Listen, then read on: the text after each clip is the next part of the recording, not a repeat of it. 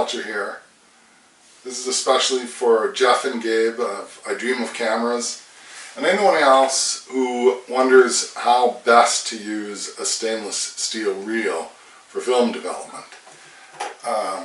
It's probably a lot of us got their start in the darkroom using these plastic reels, and these days a lot of us acquired them, as I did, at garage sales or estate sales, maybe at the camera store used. There probably are new ones out there somewhere, but I've never bought a new plastic reel. In fact, I've never bought a new steel reel. But the performance of a reel, I think, plastic reels can change without anything having happened to anything but this ball up here, the little ball bearing. And anyway, I've struggled in the dark with plastic reels more than I've struggled in the dark with steel reels, stainless steel reels. But once I learned a few tricks with the stainless steel reels, I've really not had any more problems with them. So I want to show you in a minute here. It'll only take a minute to show you a couple of the tricks as to how to use stainless steel reels and get them to work every time. You know, if you're like me, you've had some errors in the darkroom, so you shouldn't have to sacrifice film to practice. You should have some mistakes lying around, but if you don't, you'll have to sacrifice some film. I'll get the film off here and then I'll show you some tricks. Alright, 120 is easier than 35. The larger scale just makes it easier.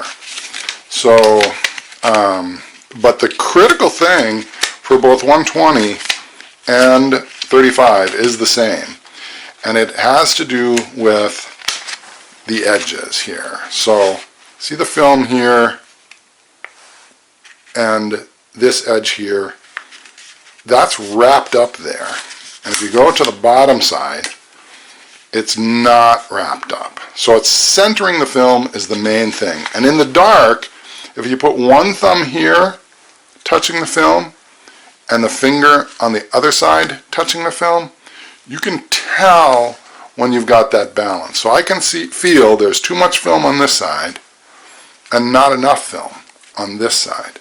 So I just pull the film over this direction slightly to equalize that. Alright? That's the main first thing. Before you do anything, get that done. Alright, I can feel that's about right. Now again, 120 is less sensitive. Now here's the next trick.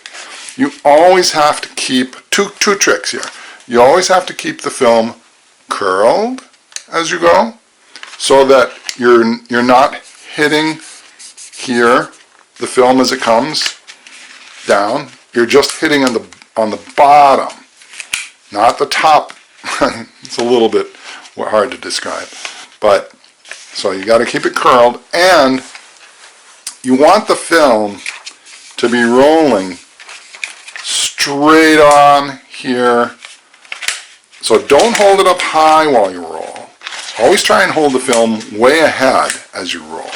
Not up high. Don't roll it like this. Hold the film down low. So my fingers are usually way down here, holding the film, trying to roll it, just sneaking it on there as it goes.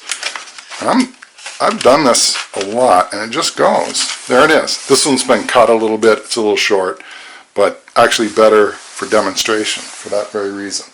Let me get the 35. Okay, so I was describing before with the 120, maybe not describing well enough. The important thing is that when you're rolling the film is centered in this direction, neither too high up into this part too much with a gap below, nor too low into these reels too much with a gap above. And because the scale is smaller here on 35, it's just trickier. I think the margin of error is under a millimeter. I think you have a full millimeter of error available to you on the larger reels. I'm not showing you every last little thing, I'm just showing you a trick here, a couple tricks here. So you do have to know how to use these.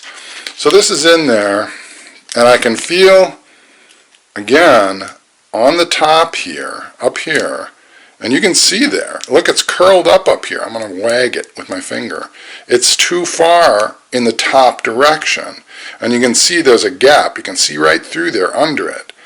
You can feel that in the darkroom. And oh, by the way, don't ever do this in a dark bag. I mean, you guess you might have to, but goodness sakes, find some way in your house, even if it's just in a closet with a rag and a big long towel thrown against the gap on the floor with all the lights out anywhere near you, and close the curtains in the room. Do this in a space. Don't with your arms free, and you're not going to be looking at it, but to add the problem that you're in a dark bag, to me, that's just asking for trouble. I've never tried to do this in a dark bag. I always do this out in the open, and I have the same problems with the plastic reels that I described before out in the open. Okay, so I'm going to do this by feel. I'm not looking. I'm just feeling top and bottom, and I think it's about right. Now, even then, the margin of error is so small that I'm not sure I got it right. I'm trying to show you without looking too much, but I got to look to make sure the picture is good. See how nice that's catching there, top and bottom? That's the secret. Now, here you again, keep the film curled, like I have it curled here between my fingers, like this, pinched a little bit, and keep the action, that you've got on this hand here, ahead. Push ahead, and just drag it around like this. Just drag it around, pinched slightly, and reel it up. I mean, it just couldn't be, and it can be fast. Look, you can go really fast. Oops, got a little too fast. And you can tell, you can do this. I mean, I'm always doing this. I'm always feeling behind. Where am I? How's it going? In fact, I'll do the whole reel. I'll be doing like this. Probably I'm marking the film or something with my fingerprints, but I've never noticed that that's a problem. Maybe you don't want to do that.